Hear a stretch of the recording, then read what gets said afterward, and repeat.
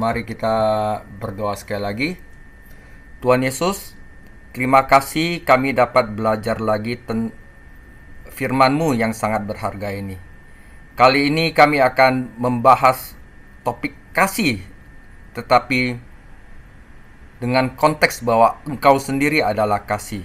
Sehingga kami sebagai anak-anak-Mu harus memiliki respon kasih yang alami.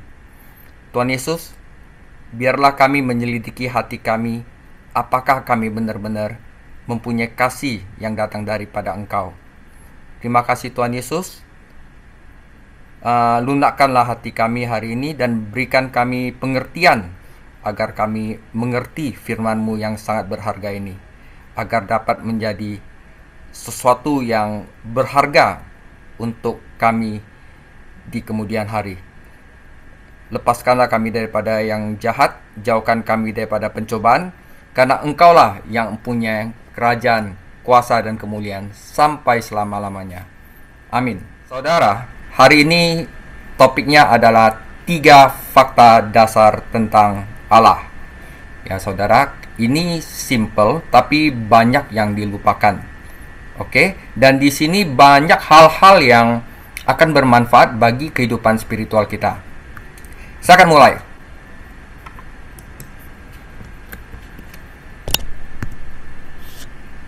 Oke, ini udah bagian 9 dari surat 1 Yohanes. Ya.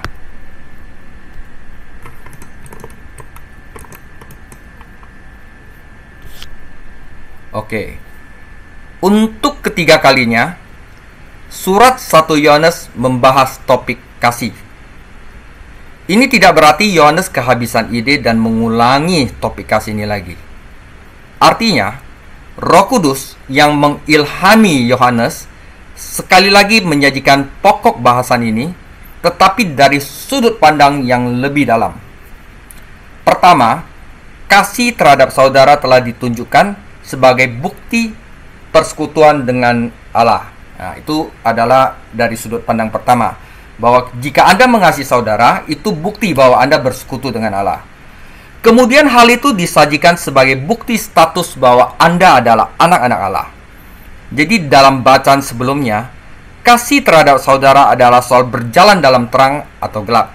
Jika kita tidak mengasihi saudara, kita berjalan di dalam gelap. Tetapi jika kita mengasihi saudara kita, kita berjalan dalam terang. Dan yang kedua yang kita bahas minggu lalu, mengasihi itu adalah masalah hidup dan mati. Jika seorang tidak mengasihi, maka ia masih tetap di dalam alam maut. Oke? Nah, saudara, di dalam pembahasan ini, di 1 Yohanes 4 ayat 7-16, kita sampai pada akar permasalahannya. Di sini kita menemukan mengapa kasih adalah bagian penting dari kehidupan nyata orang Kristen. Kasih adalah ujian yang sah terhadap persekutuan dan hidup kita sebagai anak. Karena saudara, di sini Allah adalah kasih. Jadi kasih adalah bagian dari keberadaan dan sifat Allah. Nah, saudara, yang ini penting sekali. Respon alami, saudara. Jika kita dipersatukan dengan Allah melalui iman kepada Yesus Kristus, ya, kita akan berbagi sifatnya. Jadi kalau kita bersatu dengan Tuhan Yesus, kita akan berbagi sifatnya. Dan karena Allah hakikatnya adalah kasih, maka kasih harus menjadi ujian realitas kehidupan rohani kita. Nah, saya kasih satu contoh. Seorang navigator bergantung pada kompas untuk membantunya menentukan arahnya. Tetapi mengapa kompas? Karena itu menunjukkan arahnya. Dan mengapa kompas mengarah ke utara? Karena hakikatnya dia terbentuk sedemikian rupa sehingga merespon medan magnet yang merupakan bagian dari susunan bumi. Kompas respon terhadap sifat bumi. Oke? Nah, saudara, begitu pula dengan kasih Kristen. Karena hakikat Allah adalah kasih, seseorang yang mengenal Allah dan lahir baru, yang dilahirkan dari Allah, akan merespon alami sifat Allah. Sebagaimana kompas secara alami menunjuk kepada sisi utara, demikian pula orang beriman dengan sendirinya akan respon mengamalkan kasih, karena kasih adalah sifat Allah. Jadi kasih ini bukanlah respon yang dipaksakan, itu akan menjadi respon alami. Saudara, misalnya ada seseorang nggak bisa mengasihi seseorang atau tidak bisa mengampuni seseorang, yaitu dipaksa sama pendetanya. Kamu harus bisa mengasihi. Sakit, pendeta. Kamu harus bisa mengasihi. Sakit. Akhirnya bilang, saya bisa mengasihi. Nah, itu bukan respon alami. Nah, dia harus mengecek di dalam dirinya apakah dia sudah lahir dari Allah. Kenapa? Karena orang yang sudah lahir dari Allah, dia akan mempunyai respon alami dengan mengamalkan kasih. Jadi seseorang yang lahir dari Allah mungkin dibuat kesel sama seseorang, ya gitu-gitu. Tetapi saat orang itu susah dan punya masalah, maka orang yang lahir dari Allah itu akan merespon kasih. Dia itu akan mengasihi orang itu, saudara. Itu adalah respon alami yang bukan dipaksakan. Kalau dia masih memikirkan apakah saya harus mengasihi atau tidak mengasihi, itu bukan respon alami. Nah, jadi saudara, hendaknya kita juga harus masuk lebih dalam lagi. Apakah kalau misalnya siapapun yang memerlukan bantuan kita, siapapun yang butuh kasih dari kita, siapapun yang butuh pelayanan dari kita, apakah kita memiliki respon alami atau respon yang dipaksakan, saudara? Nah, itu penting. Jika Anda memiliki respon alami, maka Anda lahir dari Allah, ya.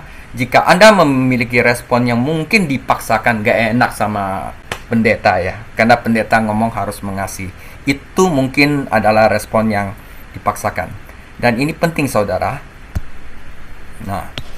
Nah, saudara, di sini saya akan hubungkan dengan 3 fakta dasar tentang Allah. Jadi kasih orang percaya terhadap saudara-saudaranya akan menjadi bukti bahwa Anda adalah status anak dan dalam persekutuan dengan Allah. Nah, 3 kali dalam bagian ini Yohanes mendorong kita untuk saling mengasihi. Dia mendukung peringatan ini dengan memberi kita 3 fakta dasar tentang Allah. Nanti kita akan dimulai dengan antikristus yang menyangkal 3-tiganya ini, ya. Nah, kita harus tahu siapa itu Allah. Allah adalah kasih. Allah Bapa adalah kasih. Apa yang telah Allah lakukan? Allah telah mengutus anaknya Tuhan Yesus untuk mati bagi dosa-dosa kita, ya. Apa yang Allah lakukan sekarang? Allah Roh Kudus tinggal di dalam kita. Ini adalah fakta dasar.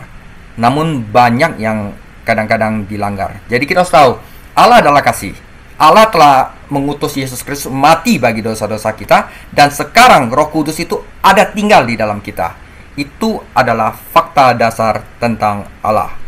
Nah, saudara, kita baca firman Tuhan 1 Yohanes 4 ayat 1-16. Saudara-saudaraku yang kekasih, janganlah percaya akan setiap roh, tetapi ujilah roh-roh itu, apakah mereka berasal dari Allah. Sebab banyak nabi-nabi palsu yang telah muncul dan pergi ke seluruh dunia. Demikianlah kita mengenal roh Allah. Jadi setiap roh yang mengaku bahwa Yesus Kristus telah datang sebagai manusia berasal dari Allah. Dan setiap roh yang tidak mengaku Yesus tidak berasal dari Allah. Roh itu adalah roh antikristus, dan tentang dia telah kamu dengar bahwa ia akan datang dan sekarang ini ia sudah ada di dalam dunia. Kamu berasal dari Allah, anak-anakku, dan kamu telah mengalahkan nabi-nabi palsu itu. Sebab roh yang ada di dalam kamu lebih besar daripada roh yang ada di dalam dunia. Mereka berasal dari dunia, sebab itu mereka berbicara tentang hal-hal dunia, dan dunia mendengarkan mereka. Kami, yaitu para rasul, berasal dari Allah, karena mereka udah menjadi rasul, udah diutus oleh Allah. Barang siapa yang mengenal Allah, ia akan mendengarkan kami, para rasul. Barang siapa tidak berasal dari Allah, ia tidak mendengarkan kami. Dengan kata lain, mendengarkan Alkitab, karena seluruh perjanjian baru itu ditulis oleh para rasul, yang di sini adalah kami, ya. Itulah tandanya roh kebenaran dan roh yang menyesatkan. Ya. Saudara-saudaraku yang kekasih, marilah kita saling mengasihi, sebab kasih itu berasal dari Allah. Dan setiap orang yang mengasihi lahir dari Allah dan mengenal Allah. Barang siapa tidak mengasihi, ia tidak mengenal Allah, sebab Allah adalah kasih. Dalam hal inilah kasih Allah dinyatakan di tengah-tengah kita, bahwa Allah telah mengutus anaknya yang tunggal ke dalam dunia, supaya kita hidup olehnya. Inilah kasih itu. Bukan kita yang telah mengasihi Allah, tetapi Allah yang telah mengasihi kita, dan yang telah mengutus anaknya sebagai perdamaian bagi dosa-dosa kita. Saudara-saudaraku yang kekasih, jikalau Allah sedemikian mengasihi kita, maka haruslah kita juga saling mengasihi, karena memiliki roh yang sama, saudara. Tidak ada seorang pun yang pernah melihat Allah. Jika kita saling mengasihi, Allah tetap di dalam kita, dan kasih-Nya sempurna di dalam kita. Demikianlah kita ketahui bahwa kita tetap berada di dalam Allah, dan Dia di dalam kita, bahwa Ia telah mengaruniakan kita mendapat bagian dalam roh-Nya yang tinggal di dalam kita, saudara. Dan kami telah melihat dan bersaksi bahwa Allah Bapa telah mengutus anaknya menjadi juru selamat dunia. Karena itu barang siapa mengaku bahwa Yesus adalah anak Allah, Allah tetap berada di dalam dia, dan dia di dalam Allah. Kita telah mengenal dan telah percaya akan kasih Allah kepada kita. Allah adalah kasih, dan barang siapa tetap berada di dalam kasih, ia tetap berada di dalam Allah, dan Allah di dalam dia. Demikian firman Tuhan. Saudara, yang pertama kita akan membahas fakta pertama bahwa Allah adalah kasih. Ini adalah ungkapan ketiga dari 3 ungkapan dalam tulisan Yohanes yang membantu kita memahami sifat Allah. Pertama, di dalam itu adalah Allah adalah roh, Allah adalah terang, dan Allah adalah kasih. Tentu saja tidak satu pun dari hal-hal tersebut merupakan wahyu Allah yang lengkap, dan memisahkan itu semua adalah hal yang salah. Allah adalah roh dalam esensinya. Dia bukan daging dan darah. Yang pasti, Yesus Kristus sekarang memiliki tubuh yang dimuliakan di surga, dan suatu hari nanti kita juga memiliki tubuh seperti miliknya. Jadi, semuanya kita akan disempurnakan. Namun karena pada hakikatnya ada roh, Allah tidak dibatasi oleh waktu dan ruang seperti halnya makhluk-makhluknya. Nah, Allah itu terang. Jadi ini merujuk pada sifat sucinya. Dalam Alkitab, terang adalah lambang kekudusan, dan kegelapan adalah lambang dosa. Allah tidak bisa berbuat dosa, karena Dia Maha Kudus, karena Dia suci, karena Dia ada di dalam terang. Karena kita dilahirkan di dalam keluarganya, maka kita juga telah menerima sifat kudusnya. Nah, yang terakhir, Allah adalah kasih. Ini tidak berarti bahwa kasih adalah Allah. Dan fakta bahwa 2 orang saling mengasihi tidak berarti bahwa kasih mereka harus suci. Secara akurat telah dikatakan bahwa kasih tidak mendefinisikan Allah, tetapi Allah yang mendefinisikan kasih. Allah adalah kasih, Allah adalah terang. Oleh karena itu, kasih-Nya adalah kasih yang kudus, dan kekudusannya dinyatakan di dalam kasih, saudara. Jadi segala sesuatu yang Allah lakukan mengungkapkan seluruh keberadaan Allah. Bahkan penghakimannya diukur dengan kasih dan belas kasihan, saudara. Penghakimannya, saudara. Banyak hal yang disebut kasih dalam masyarakat modern itu tidak memiliki kemiripan dan hubungan dengan kasih Allah yang kudus dan spiritual. Jadi banyak orang yang kita pikir udah mengasihi, dan itu belum tentu ada kemiripan dengan apa yang menjadi esensi Allah. Namun ketika kita melihat spanduk bertuliskan Allah adalah kasih mulai ditampilkan banyak festival, banyak khususnya anak-anak muda melakukan hal mereka sendiri. Mereka mendefinisikan kasih mereka sendiri, seolah-olah seseorang dapat menghargai amoralitas dengan menyebutnya sebagai kasih. Nah, kasih Kristen adalah jenis kasih yang sejati. Itu bukan perasaan, tapi itulah kehendak, saudara. 1 Yohanes 4 ayat 10 dapat diterjemahkan, demikianlah terlihat kasih sejati. Jadi ada kasih palsu, dan kasih seperti ini harus ditolak oleh Allah. Kasih yang lahir dari hakikat Allah harus bersifat spiritual dan suci, karena Allah adalah roh dan Allah adalah terang. Kasih sejati ini telah dicurahkan ke dalam hati kita melalui Roh Kudus yang dikaruniakan kepada kita saat kita percaya kepada Tuhan Yesus. Oleh karena itu, saudara, orang Kristen harus mengasihi. Kasih adalah ujian yang valid terhadap iman Kristen yang sejati. Jadi kalau ada seseorang mengaku dia beriman kepada Yesus Kristus tetapi tidak mengasihi, jangan-jangan imannya adalah iman yang palsu, saudara. Karena Allah adalah kasih, kita telah mengklaim memiliki hubungan pribadi dengan Allah, maka kita juga harus mengungkapkan kasih Allah itu dalam cara kita hidup. Seorang anak Allah telah dilahirkan dari Allah, dan karena itu dia memiliki kodrat ilahi yang sama dengan Allah. Buaya anaknya buaya, ya kan? Kucing miau, anaknya juga miau, saudara. Anjing gonggong-gonggong, anaknya juga gonggong-gonggong. Jadi nggak ada buaya yang bunyinya miau. Nah, saudara, jadi karena Allah kita adalah kasih, maka umat Kristen harus saling mengasihi. Logikanya itu tidak bisa disangkal, saudara. Jadi, saya mengaku saya udah lahir baru. Orang yang lahir baru itu pasti mengasihi. Kita tidak hanya dilahirkan dari Allah, tetapi kita juga mengenal Allah.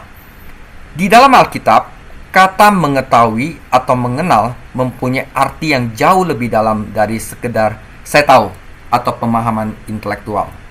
Ya, saudara.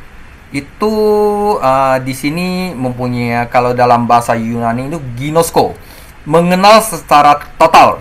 Jadi kalau di dalam perjanjian lama itu adalah yada, itu istilahnya berhubungan intim, saudara. Jadi semuanya udah tahu gitu loh, ya kan? Misalnya kata kerja mengenal ini yada digunakan untuk menggambarkan persatuan intim antara suami dan istri. Jadi bukan tahu aja istri seperti apa, tetapi karena mereka sudah hubungan intim, mereka itu seluruhnya itu udah mengenal. Nah, itu artinya mengenal Allah. Jadi mengenal Allah itu harus ada sesuatu yang masuk ke dalam diri kita dan sesuatu yang ada di dalam diri dia. Nah, jadi Roh Kudus itu harus ada di dalam diri kita. Seperti suami istri, ada sesuatu yang masuk ke dalam dan ada sesuatu yang menerima, saudara. Jadi, mengenal Allah berarti berada dalam hubungan yang mendalam dengannya untuk berbagi kehidupannya dan menikmati kasih-Nya. Saudara, jika Anda ingin mengenal Yesus Kristus, Anda harus merasakan apa yang Yesus Kristus alami di dalam dunia ini. Kalau Yesus Kristus pernah dikhianati oleh teman-temannya, kita juga pasti akan, untuk memahami perasaan Yesus Kristus, kita pasti suatu hari akan dikhianati. Rasanya seperti apa? Ditolak oleh orang lain. Nah, itu cara mengenal perasaan Yesus Kristus saat itu. Yesus Kristus yang tidak bersalah dibuat bersalah. Kita harus mengalami itu untuk mengenal Dia, saudara. Jadi untuk berbagi kehidupannya dan menikmati kasih-Nya. Pengetahuan ini jadi bukan sekedar soal memahami fakta. Itu adalah masalah memahami kebenaran. Kita harus memahami barang siapa yang tidak mengasihi, ia tidak mengenal Allah dari sudut pandang ini, saudara. Tentu saja banyak orang yang belum diselamatkan mengaku mengasihi keluarga mereka, bahkan berkorban demi mereka. Dan tidak diragukan lagi, banyak orang-orang ini mempunyai pemahaman intelektual tentang Allah. Lalu apa kekurangan mereka? Mereka kekurangan pengalaman pribadi tentang Allah. Mengutip 1 Yohanes 4 ayat 8, orang yang tidak memiliki kasih ilahi ini tidak pernah masuk ke dalam pengetahuan pribadi dan pengalaman akan Allah, saudara. Jadi kalau kita mengalami apa yang Yesus Kristus alami seperti Dia waktu Dia hidup, berbahagialah karena kita akan mengenal dan memahami Yesus Kristus, saudara. Ya, Yesus Kristus itu ditolak oleh murid-muridnya, menyangkal Dia disalib, murid-muridnya kabur semua. Ada satu yang mengkhianati kita. Kalau kita mengalami hal tersebut, ya, dan kita mengalami apa yang Yesus Kristus rasakan, itu berbahagialah, ya. Apa yang tahu di kepalanya itu tidak akan pernah masuk ke dalam hatinya jika tidak pernah mengalami hal ini. Siapakah Allah menentukan bagaimana kita harusnya menjadi? Jadi, kita harus menjadi seperti Allah. Sama seperti Dia, demikian pula kita di dunia ini. Fakta bahwa umat Kristen saling mengasihi merupakan bukti persekutuan mereka dengan Allah dan status mereka sebagai anak Allah, dan juga merupakan bukti bahwa mereka mengenal Allah. Pengalaman mereka dengan Allah bukan sekedar krisis yang terjadi sekali untuk selama-lamanya. Ini adalah pengalaman sehari-hari saudara untuk mengenal Dia lebih baik dan lebih baik lagi. Teologi yang sejati, yaitu studi tentang Allah, bukanlah suatu pengajaran doktrin yang kering dan tidak praktis. Teologi merupakan pengalaman sehari-hari saudara. Anda akan mengalaminya di kehidupan pekerjaan saudara, di family saudara, dan ini nikmat saudara. Jadi istilahnya mengalami apa yang Kristus alami, dan kita mendapatkan, kok kita bisa ya mengasihi mereka dan hati kita jadi sukacita. Itu adalah hal yang mengasihkan. Bagi orang dunia, waduh, mampus loh gitu loh. Tapi bagi orang yang ada di dalam Tuhan, itu adalah sesuatu yang merupakan berkat yang sejati.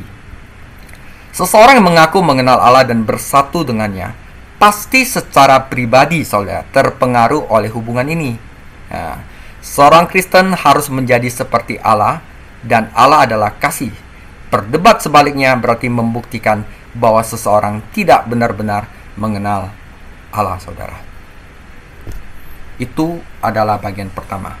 Fakta kedua tentang Allah adalah Allah telah mengutus anaknya Yesus Kristus untuk mati bagi kita. Saudara, karena Allah adalah kasih, Dia harus berkomunikasi. Tidak hanya dengan kata-kata, tetapi juga dengan perbuatan. Kasih sejati tidak pernah statis atau tidak aktif. Bagaimana Allah mengungkapkan kasih-Nya kepada umat manusia? Dia telah mengungkapkan kasih-Nya kepada umat manusia dengan berbagai cara. Dia telah mengarahkan seluruh ciptaan untuk memenuhi kebutuhan manusia. Sebelum dosa manusia membuat ciptaan berada di bawah perbudakan, manusia di dunia ini mempunyai rumah yang sempurna untuk mengasihi dan melayani Allah. Kasih Allah dinyatakan dalam cara Dia memperlakukan bangsa Israel. Allah tidak menaruh kasih-Nya kepadamu dan tidak memilih kamu, karena jumlahmu lebih banyak daripada bangsa manapun. Sebab kamulah yang paling sedikit di antara segala bangsa. Tetapi karena Allah mengasihi kamu, maka Allah mengeluarkan kamu dengan tangan yang perkasa. Nah saudara, ekspresi kasih Allah yang terbesar adalah melalui kematian Yesus Kristus, putranya. Tetapi Allah menunjukkan kasih-Nya kepada kita. Ketika kita masih berdosa, Kristus telah mati untuk kita. Kata yang menunjukkan berarti mengungkapkan diri secara terbuka, diumumkan kepada masyarakat. Ini kebalikan dari menyembunyikan atau merahasiakan. Saudara, di bawah perjanjian lama, Allah tersembunyi di balik bayang-bayang ritual dan upacara. Ya. Namun di dalam Yesus Kristus, hidup itu nyata. Dia telah melihat aku, kata Yesus, telah melihat Bapa. Jadi Allah itu digambarkan Yesus Kristus. Siapa yang telah melihat Yesus telah melihat Bapa. Oke. Mengapa Yesus Kristus itu diwujudkan? Dan tahukah kamu bahwa Ia telah menyatakan dirinya untuk menghapus dosa kita? Untuk itulah anak Allah dinyatakan untuk membinasakan pekerjaan iblis, saudara. Nah, jadi waktu di perjanjian lama ada domba yang disembelih, itu menunjuk kepada Yesus Kristus, saudara, ya kan? Nah, ada binatang yang haram dan halal, itu menunjukkan bahwa ada orang-orang yang ada di dalam Tuhan dan orang-orang yang tidak di dalam Tuhan. Ya, saudara. Nah, itu adalah segala sesuatu yang ada di perjanjian lama. Itu kita harus melihat dari kacamata Yesus Kristus, saudara. Nah, Kalau misalnya pada buah sulung, saudara, itu berarti Yesus Kristus yang bangkit dulu, maka kita yang sebagai buah-buah lainnya akan bangkit pula. Di manakah Yesus menghapus dosa-dosa kita dan menghancurkannya, yaitu membuat tidak berfungsi pekerjaan iblis? Di kayu salib, saudara. Allah menyatakan kasih-Nya di kayu salib ketika Dia memberikan anaknya sebagai korban di sana karena dosa-dosa kita. Ini adalah satu-satunya tempat di dalam surat ini di mana Yesus disebut sebagai anak tunggal Allah. Judul ini digunakan dalam Injil Yohanes, artinya unik, satu-satunya dari jenisnya. Fakta bahwa Allah mengutus anaknya ke dunia merupakan salah satu bukti kealahan Yesus Kristus. Jadi Yesus Kristus adalah Allah, saudara. Bayi tidak dilahirkan ke dunia dari tempat lain.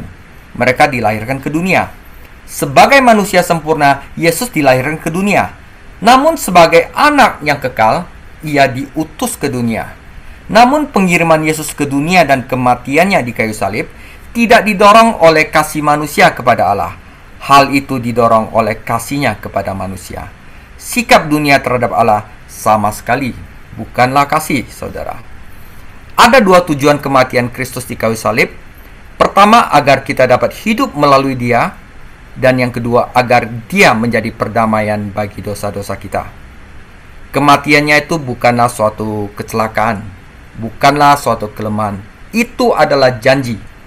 Ya, pada saat Tuhan Yesus mengadakan suatu janji bahwa keturunan wanita ini akan meremukkan kepalamu. Nah, itu adalah Yesus Kristus. Dia tidak mati sebagai seorang martir yang lemah, saudara. Namun Dia mati sebagai seorang penakluk yang perkasa. Kenapa? Dia mati bukan Dia karena Dia lemah. Yesus Kristus mati agar kita dapat hidup di dalam Dia, untuk Dia dan bersama Dia. Jadi saudara, jika Yesus Kristus sudah mati bagi kita, maka kita harus hidup di dalam Dia, untuk Dia, hanya untuk Dia, dan hidup bersama Dia. Jadi kebutuhan mendesak orang berdosa adalah kehidupan. Ya, orang berdosa nggak ada satu-satunya cara untuk bisa selamat, yaitu dia perlu kehidupan. Karena apa? Kita sebenarnya telah mati karena pelanggaran-pelanggaran dan dosa-dosa kita. Jadi merupakan suatu paradoks bahwa Kristus harus mati agar kita dapat tetap hidup. Kita tidak pernah bisa menyelidiki misteri kematiannya, tetapi kita harus tahu ini, bahwa Yesus Kristus di kayu salib mati untuk kita. Itu adalah suatu fakta. Kematian Kristus digambarkan sebagai perdamaian. Yohanes telah menggunakan kata ini sebelumnya, sehingga tidak perlu kita mempelajarinya secara rinci. Dan kita harus ingat bahwa perdamaian tidak berarti bahwa manusia harus melakukan sesuatu untuk menenangkan Allah atau meredakan amarahnya, karena sudah damai. Perdamaian itu bukan sesuatu yang manusia lakukan, tetapi perdamaian adalah sesuatu yang dilakukan Allah untuk memungkinkan manusia diampuni. Allah itu terang. Oleh karena itu Dia harus menjunjung hukum sucinya. Dia tidak bisa melihat dosa. Tetapi Allah adalah kasih. Oleh karena itu Dia ingin mengampuni dan menyelamatkan orang berdosa. Bagaimana bisa mengampuni tetapi konsisten dengan sifat kudusnya? Jawabannya adalah kayu salib. Di sana Tuhan Yesus menanggung hukuman atas dosa, jadi memenuhi tuntutan hukum sucinya Tuhan. Namun di sana juga Allah menyatakan kasih-Nya dan memungkinkan manusia diselamatkan melalui iman kepada Tuhan Yesus. Ya saudara, penting untuk dicatat bahwa penekanannya adalah pada kematian Kristus, bukan pada kelahirannya. Fakta bahwa Yesus menjadi manusia tentu saja merupakan bukti kasih, karunia, dan kasih Allah. Namun fakta bahwa Dia menjadi dosa, menanggung beban dunia, perlu kita garis bawahi. Teladan Kristus, ajaran Kristus, seluruh kehidupan Kristus di dunia menemukan makna dalam pemenuhannya yang sebenarnya ada di kayu salib.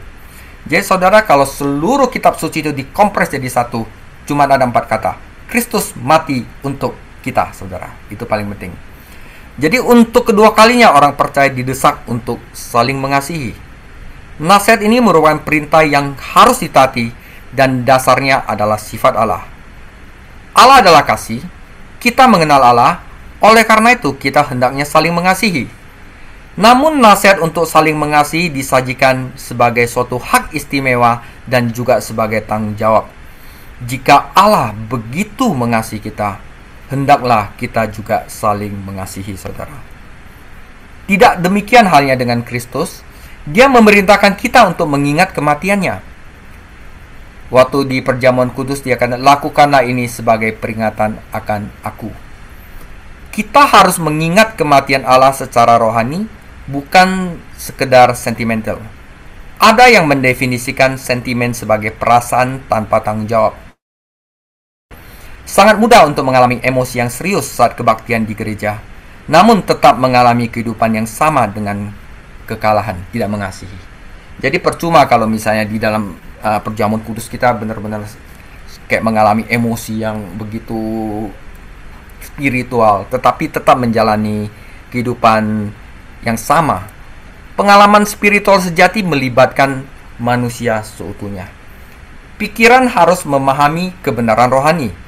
Hati harus mengasihi dan menghargainya. Dan kemauan harus bertindak berdasarkan itu.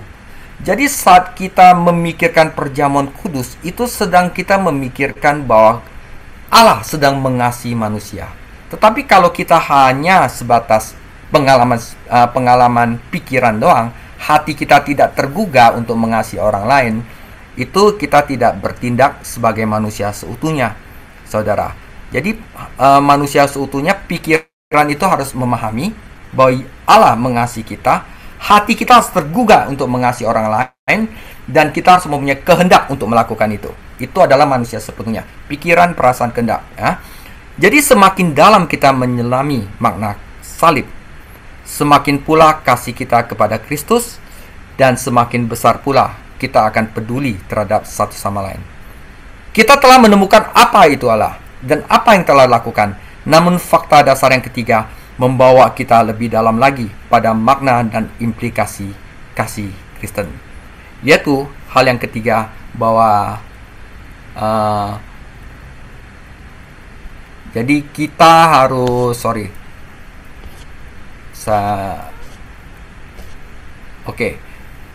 Allah Roh Kudus tinggal di dalam kita, saudara. Jadi ada tiga fakta dasar.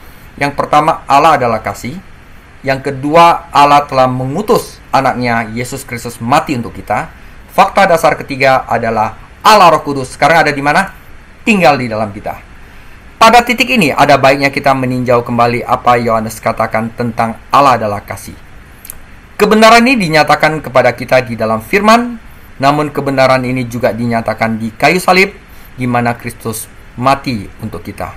Allah adalah kasih, bukan sekedar doktrin di dalam Alkitab.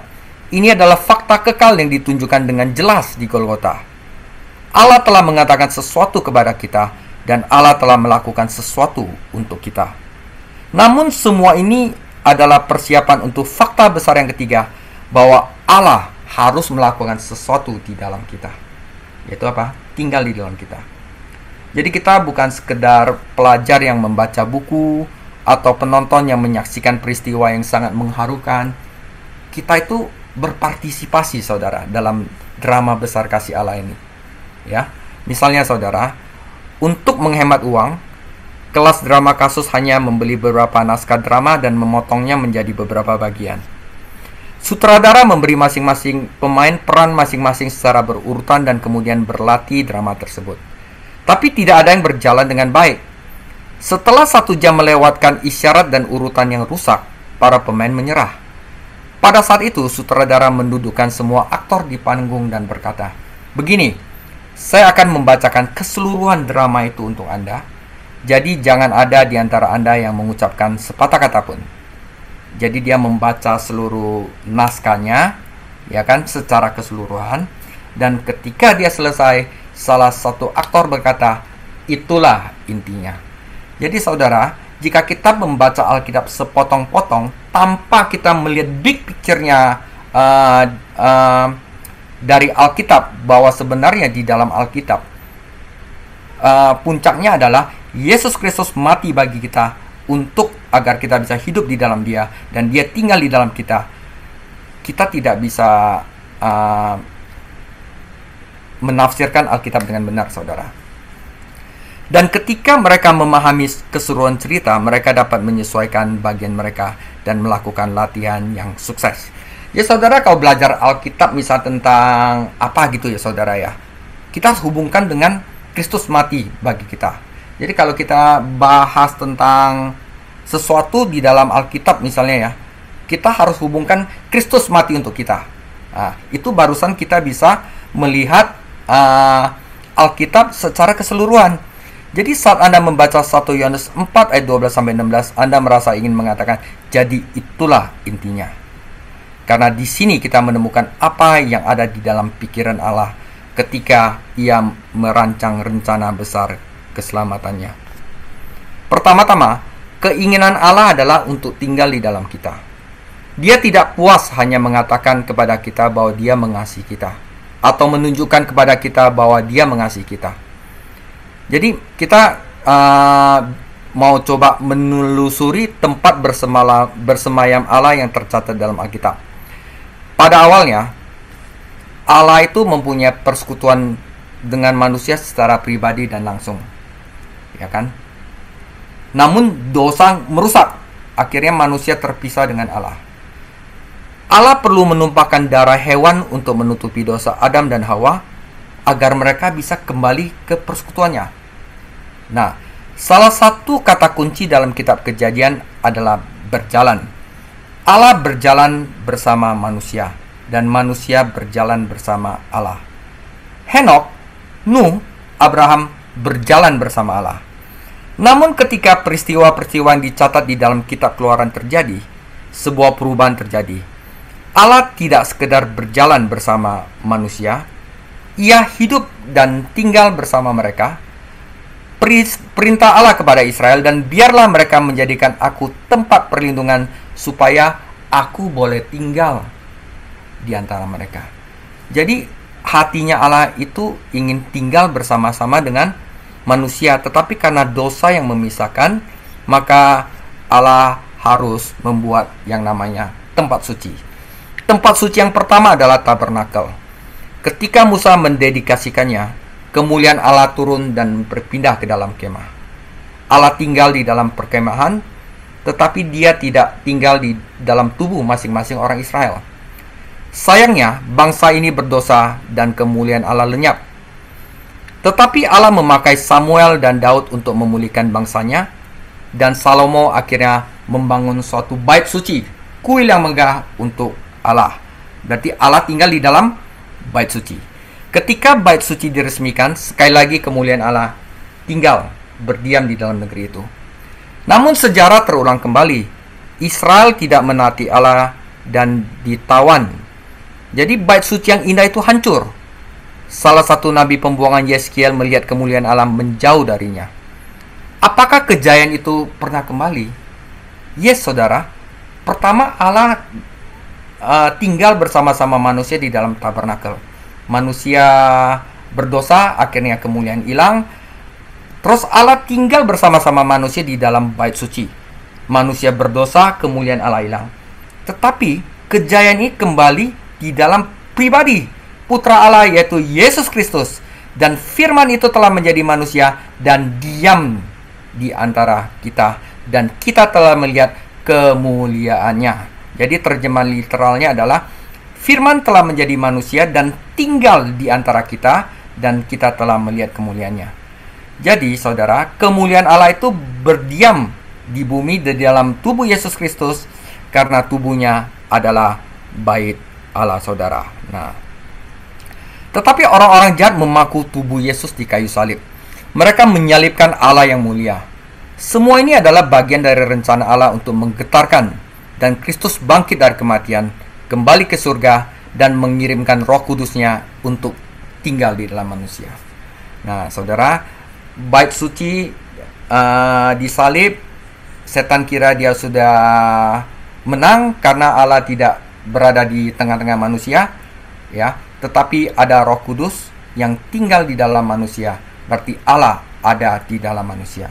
Nah, sekarang ini kemuliaan Allah kini tinggal di dalam tubuh anak-anak Allah.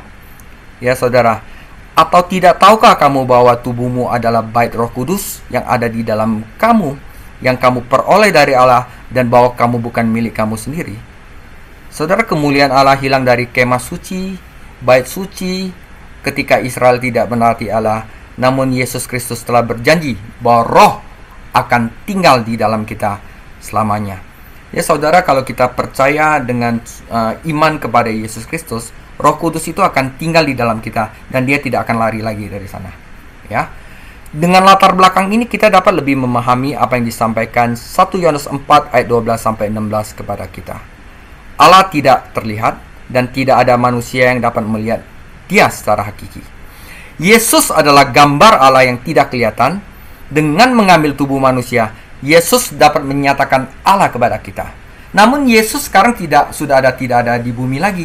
Lalu bagaimana Allah menyatakan dirinya kepada dunia? Ya, dia sekarang menyatakan dirinya melalui kita semua, saudara. Dia menyatakan dirinya melalui kehidupan anak-anaknya, yaitu anak-anaknya yang di dalamnya ada Roh Kudus, saudara. Manusia tidak bisa melihat Allah, tetapi mereka bisa lihat perilaku kita, saudara. Jika kita tinggal di dalam Yesus Kristus, kita akan saling mengasihi, dan kasih kita terhadap satu sama lain menyatakan kasih Allah kepada dunia yang membutuhkan. Kasih Allah akan dialami dalam diri kita dan kemudian diungkapkan melalui kita. Jadi kata kecil yang penting yaitu tinggal digunakan 6 kali. Ini merujuk pada persekutuan pribadi kita dengan Tuhan Yesus. Tinggal bersama Yesus Kristus berarti kita tetap berada kesatuan rohani dengan Dia, sehingga tidak ada dosa yang bisa menghalangi kita. Dan karena kita dilahirkan dari Allah, kita memiliki kesatuan dengan Yesus Kristus.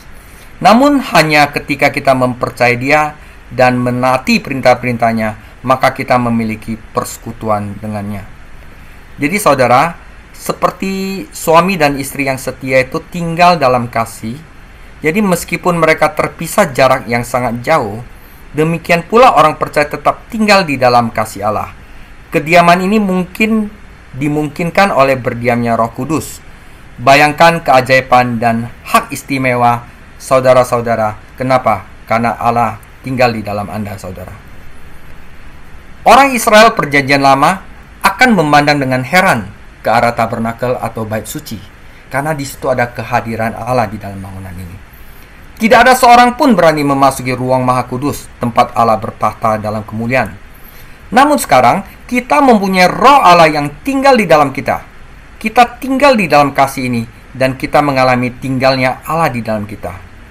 Jadi jika seseorang mengasihi aku, ia akan menepati firman-Ku, dan Bapa akan mengasihi dia, dan kami, yaitu Roh Allah akan datang kepadanya dan diam bersama-sama dengan dia.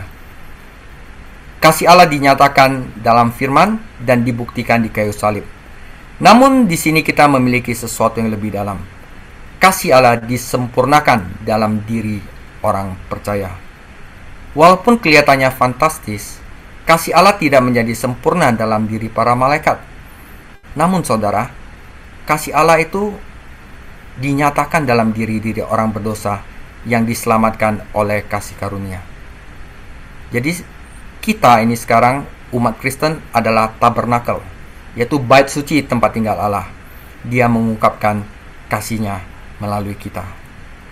Jadi kita harus mengasihi karena Dia akan mengungkapkan kasih-Nya melalui kita, saudara. Nah saudara, Campbell Morgan, seorang pengkhotbah terkenal asal Inggris, memiliki 5 orang putra yang semuanya menjadi pelayan Injil. Suatu hari seorang pengunjung di rumah mereka berani mengajukan pertanyaan pribadi. Siapakah di antara kalian berenam yang merupakan pengkhotbah terbaik? Jawaban terpadu mereka adalah ibu, jadi ibunya mereka. Tentu saja Nyonya Morgan belum pernah bisa menyampaikan khotbah formal di gereja. Namun saudara, hidupnya, kasihnya selalu merupakan khotbah tentang kasih Allah. Kehidupan umat Kristen yang berdiam di dalam kasih Allah merupakan kesaksian yang ampuh bagi Allah di dunia. Manusia tidak dapat melihat Allah, namun mereka dapat melihat kasih-Nya menggerakkan kita untuk melakukan perbuatan-perbuatan yang menolong dan baik hati.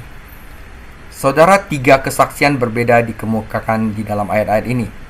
Pertama, kesaksian orang percaya bahwa Yesus Kristus adalah anak Allah, yaitu kesaksian di dalam diri orang percaya melalui roh, dan kesaksian melalui orang percaya bahwa Allah itu kasih dan bahwa Ia telah mengutus anaknya untuk mati bagi dunia.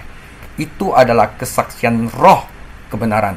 Jika ada orang menyangkal Yesus Kristus adalah anak Allah, ada yang menyangkal bahwa Dia telah mati untuk dunia, maka itu adalah roh dari antikristus. Saksi-saksi ini tidak dapat dipisahkan. Dunia tidak akan percaya bahwa Allah mengasihi orang-orang berdosa sampai mereka melihat kasih-Nya bekerja di dalam kita, saudara. Kita adalah garam dunia. Jadi kalau misalnya kita memberikan kasih kita kepada dunia, maka dia akan melihat Allah. Ini adalah pengalaman orang Kristen yang sedang bertumbuh dengan Allah, saudara. Ketika dia tinggal di dalam Kristus, menghabiskan waktu bersekutu dengannya, dengan belajar firman, saudara, dia akan semakin mengasihi Allah. Pengetahuan itu akan menciptakan kasih, saudara. Ya, saudara, saya itu dulu itu nggak kenal yang namanya sound system, microphone, sound interface gitu. Sejak saya diracuni oleh Pak Kelvin, saya mempunyai pengetahuan tentang itu. Saya jadi suka kepada mikrofon. Jadi pengetahuan itu akan menghasilkan kasih. Saudara, kalau Anda tidak pernah mempunyai pengetahuan tentang mancing, Anda tidak akan suka mancing. Tetapi ketika Anda mulai pegang kail dan dapat ikan, kamu akan mengasihi, akan mencintai mancing, saudara. Jadi pengetahuan itu akan menghasilkan kasih. Kasihnya juga bertumbuh terhadap orang-orang Kristen lainnya, terhadap mereka yang terhilang, bahkan terhadap musuh-musuhnya. Saat dia membagikan kasih Bapa kepada orang lain, dia akan mengalami banyak pengalaman dan penerapan praktis tumbuh dari kebenaran dasar ini.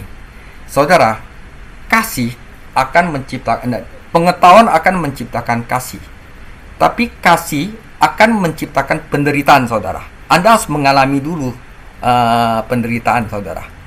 Jadi saudara, kalau mancing Anda akan kesel kenapa nggak dapat ikan, ganti kailnya lagi. Nah, seperti itu, saudara. Cinta akan menghasilkan penderitaan, saudara. Ya kan? Untuk mencintai itu berarti Anda akan menjadi rentan, ya. Jika Anda ingin hati Anda tetap utuh, jangan mencintai. Jangan berikan hati Anda juga kepada binatang. Jadi kalau misalnya kita mencintai anjing kita, kalau anjing kita mati, maka kita akan menderita, saudara. Tetapi penderitaan ini, ya, harus mengalami pengalaman pribadi akan kasih Allah, saudara. Ya, fakta ini bisa menjadi pengganti yang berbahaya jika kita tidak berhati-hati. Yesus tidak sekedar mengkhotbahkan kasih Allah. Dia mengasihi manusia. Kasih dia itu mengakibatkan penderitaan dia. Dia harus membuktikannya dengan menyerahkan nyawanya di kayu salib. Dia mengharapkan para pengikutnya melakukan hal yang sama. Jadi jika kita tinggal di dalam Kristus, kita akan tinggal di dalam kasih-Nya. Nah, saudara, jika kita tinggal di dalam kasih-Nya, kita harus membagikan kasih ini kepada orang lain. Kapanpun kita membagikan kasih ini, itu adalah bukti di dalam hati kita bahwa kita tinggal di dalam Kristus. Dengan kata lain, tidak ada pemisahan antara kehidupan batin seorang Kristen dan kehidupan lahiriahnya. Berdiam di dalam kasih Allah menghasilkan dua manfaat rohani, saudara, despite penderitaan-penderitaan yang kita alami. Pertama, saudara, orang yang mengasihi, berdiam di dalam kasih Allah, dia akan bertumbuh dalam ilmu pengetahuan. Nah, jadi ini satu cycle, saudara. Pengetahuan menghasilkan kasih, kasih menghasilkan penderitaan, tapi penderitaan akan menghasilkan pengetahuan lagi. Nah, siklus itu akan muter-muter-muter dan kita akan terus berkembang. Kedua, dia akan bertumbuh dalam keimanan. Jadi iman dan pengetahuan yang tumbuh. Semakin kita mengasihi Allah, semakin kita akan memahami kasih Allah. Dan semakin kita memahami kasih-Nya, semakin mudah bagi kita untuk percaya kepada Dia. Lagi pula, ketika Anda mengenal seorang secara dekat dan mengasihinya secara tulus, tidak ada masalah bagi Anda untuk menaruh kepercayaan kepadanya. Saudara, terlalu banyak bersaksi saat ini hanya sekedar mengucapkan kata-kata. Orang membutuhkan tindakan ekspresi kasih. Salah satu alasan mengapa Allah mengizinkan dunia membenci umat Kristen adalah agar umat Kristen dapat membalas kebencian dunia dengan kasih mereka. Nah, yang paling bawah ini penting, saudara. Salah satu alasan mengapa Allah mengizinkan dunia membenci umat Kristen adalah agar umat Kristen dapat membalas kebencian dunia dengan kasih mereka. Barusan mereka dapat mengalami perasaan apa yang dialami oleh Tuhan Yesus sendiri, saudara. Nah, berbahagialah kamu apabila ada orang yang menghina kamu, menganiaya kamu, menfitnah kamu, segala macam kejahatan karena aku. Tetapi aku berkata kepadamu, kasihilah musuhmu dan berdoalah bagi mereka yang menganiaya kamu. Jika saudara Kristen kamu berdosa bagi kamu, ya kamu harus ampuni. Tetapi jika musuh kamu yang bersalah kepada kamu, kamu dalam perintah untuk berdoa bagi mereka, saudara. Pendeta, Alkitab memberitahu kita untuk mengasihi sesama kita. Tetapi di gereja saya ragu ada orang yang bisa mengasihi sesama saya, kata Nyonya Simatupang di akhir pelajaran sekolah minggu. Saya sudah mencoba bersikap baik kepada mereka, tetapi tidak pernah berhasil. Mungkin bersikap baik terhadap mereka bukanlah jawaban yang sebenarnya, saudara. Jelas pendeta tersebut. Tahukah Anda, bersikap baik kepada orang yang motivasinya salah bisa saja terjadi. Nah, saudara, dengarkan baik-baik. Pesan Injil adalah pesan kasih. Kasih ini dinyatakan dan ditujukan oleh Yesus Kristus. Jadi satu-satunya cara kita dapat memenangkan orang lain secara efektif adalah memberitakan Injil dan mendemonstrasikannya dalam cara hidup kita. Bukan kasih yang seperti dunia itu. Maksudnya seolah-olah kamu mencoba membelinya, sesuatu seperti itu, gue mau coba bayain dia gitu. Saya pikir Anda dan saya sebaiknya berdoa agar Allah memberi Anda kasih spiritual sejati terhadap sesama Anda. Jika Anda mengasihi mereka dengan cara Kristen, Anda tidak akan bisa menyakiti mereka, kata pendeta itu. Butuh waktu berapa minggu, namun Nyonya Simatupang bertumbuh dalam kasihnya terhadap tetangganya, dan dia juga mendapati dirinya bertumbuh di dalam kehidupan rohaninya sendiri. Tetangga saya tidak banyak berubah, katanya dalam kelompok doa. Tetapi sikap saya terhadap mereka benar-benar telah berubah. Saya biasa melakukan sesuatu untuk mereka agar mendapatkan persetujuan mereka. Jadi saya baik dengan mereka agar dibilang saya orang baik. Tetapi pola pikir saya, kasih yang sejati saya ada beda.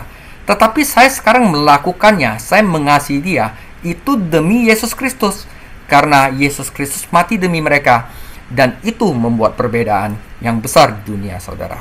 Nah, saudara, sebagai penutup, Alkitab adalah wahyu kasih Allah. Dan semakin baik kita memahami kasih-Nya, semakin mudah bagi kita untuk menaatinya dan mengasihi orang lain. Pertimbangan kedua adalah bahwa kecuali kita mengasihi mereka yang terhilang, saudara, kesaksian lisan kita kepada mereka tidak ada gunanya.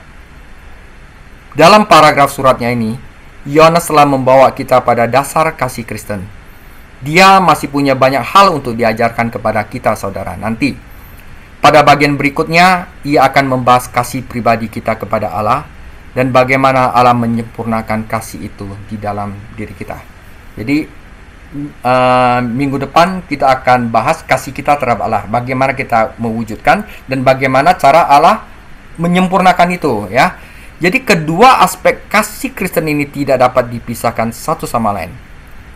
Jika kita mengasihi Allah, kita akan saling mengasihi. Dan jika kita saling mengasihi, kasih kita kepada Allah akan bertumbuh. Dan kedua pernyataan tersebut adalah benar karena Allah adalah kasih, saudara. Demikian firman Tuhan. Jadi minggu depan kita akan lanjutkan ke bagian dua terakhir dari kitab 1 Yohanes dengan judul kasih, hormat, dan taat. Tuhan Yesus memberkati.